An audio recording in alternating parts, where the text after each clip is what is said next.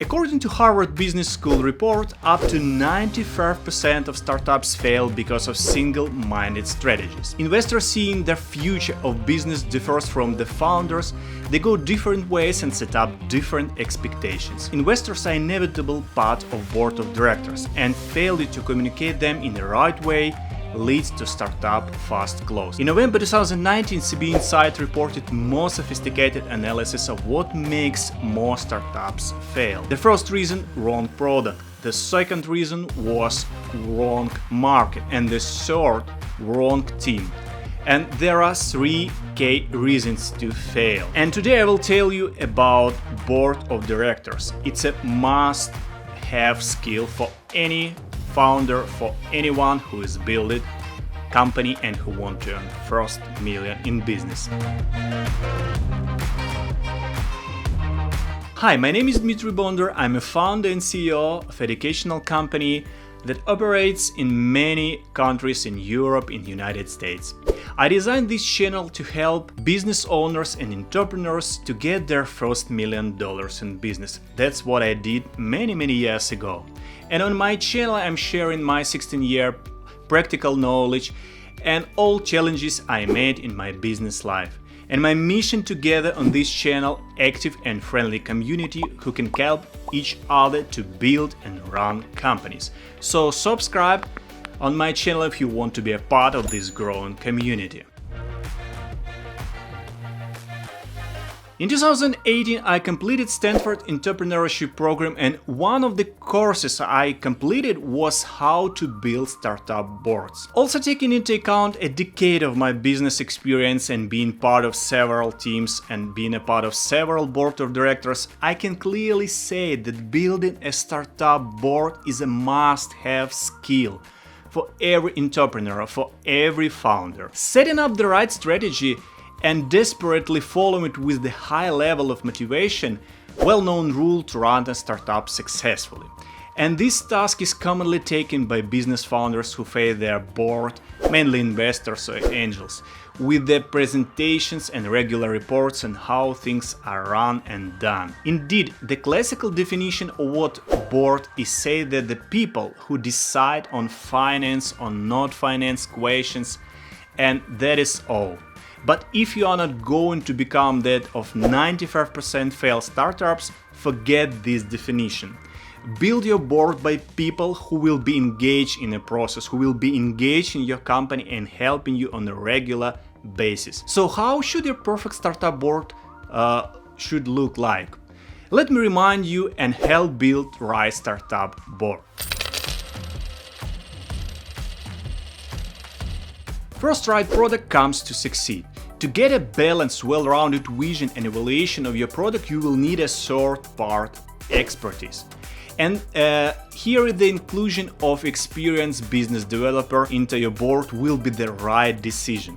Wrong product is guilty for 33% of startup failures, according to CB Insights Analytical Powerhouse.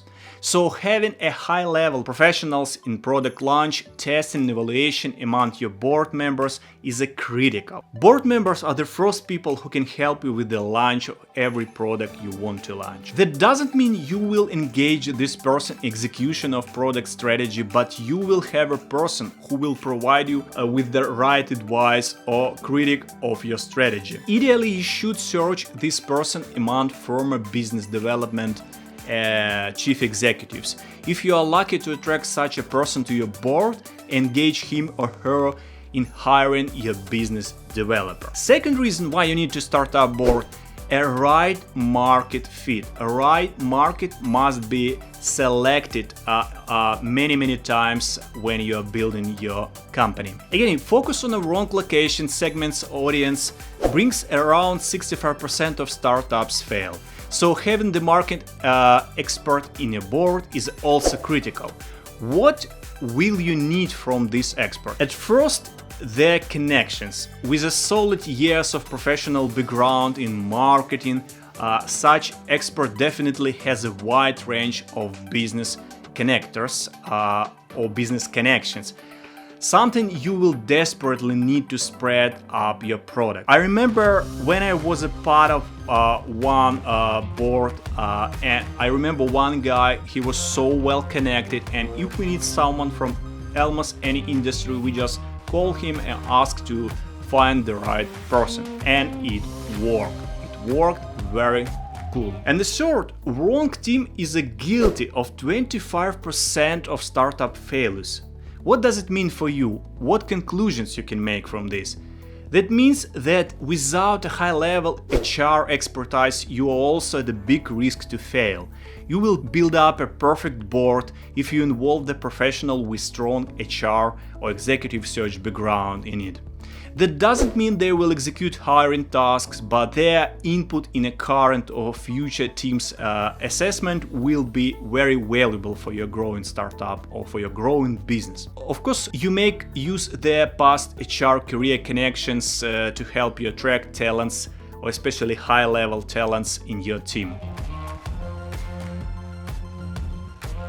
And the fourth, the last but not least, 13% of failures happen due to disharmony among team and investors. Sometimes investors or sometimes founders, they are very ambitious and they don't want to speak with each other in a right way. Why does this communication happens? What is its biggest reason? Well, miscommunication begins with a different vision, different points of view, and understanding where business goes and what happens inside. And the easiest thing to escape this is speaking on a single language by both your team and board members.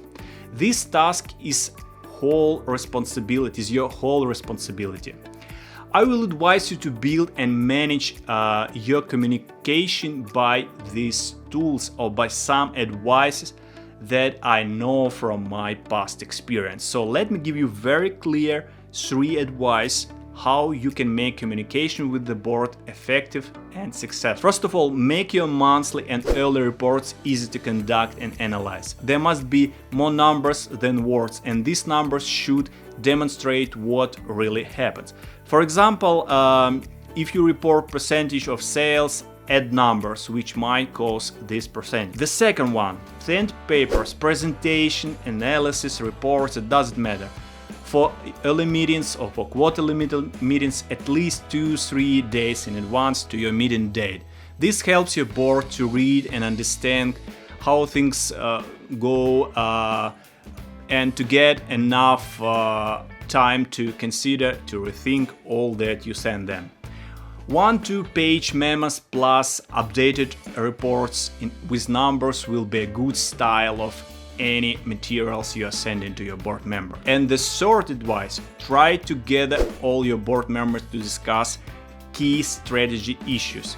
Escape one-to-one communication before or after. Try to build a working community with your board members. So what outcomes you can make from this video? Bringing all these 4 recommendations together, I will advise you to build a board members that will combine A. Business development experience, B. Relevant marketing experience, C. High value network, and D. Deep HR background. Thank you for watching this video. I hope it was helpful and you found an answer how to build board of directors who will help you to grow. Building your board so that it will engage its experience in not just financing question or something like this. Making up by the people who can give you business acumen input. If you have an investor who has one of this expertise, business development, marketing, HR, this is a really great.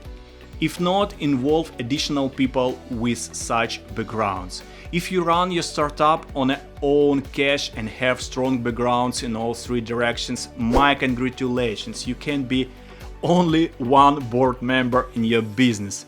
It's of course a joke, it's almost impossible.